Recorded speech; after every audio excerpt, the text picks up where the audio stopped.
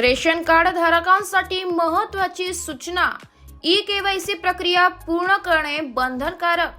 राष्ट्रीय अन्न सुरक्षा योजनेअंतर्गत लाभ घेणाऱ्या अंत्योदय अन्न योजना आणि प्राधान्य कुटुंब लाभार्थी योजना शिधापत्रिका धारकांसाठी महत्त्वाची सूचना देण्यात आली आहे. शासकीय अनुदानित अन्नधान्याचा लाभ सुरू ठेवण्यासाठी शिधापत्रिका धारकांनी ई-केवायसी प्रक्रिया पूर्ण करणे बंधनकारक आहे.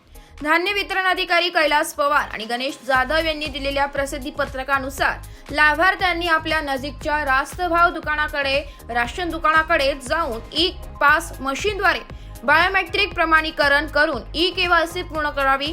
रेशन कार्ड धारकांनी विहित मुदतीत ई-केवायसी न केल्यास त्यांना अन्नधान्याचा लाभ मिळणार नाही.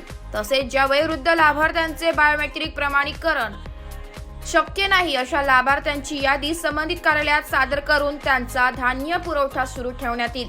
या संदर्भात शासन स्तरावरून पुढील आदेश लवकरच जाहीर केले जातील. ज्या लहान मुलांचे ई-केवायसी झालेले नाही त्यांच्या पालकांनी प्रथम आधार केंद्रावर जाऊन त्यांच्या आधार कार्डची अद्ययावत नोंदणी करावी आणि त्यानंतर ई-केवायसी प्रक्रिया पूर्ण करावी. जोपर्यंत लहान मुलांची ई-केवायसी होत नाही तोपर्यंत त्यांना अन्नधान्याचा लाभ दिला जाणार नाही असेही प्रसिद्धी पत्रकात नमूद करण्यात आले.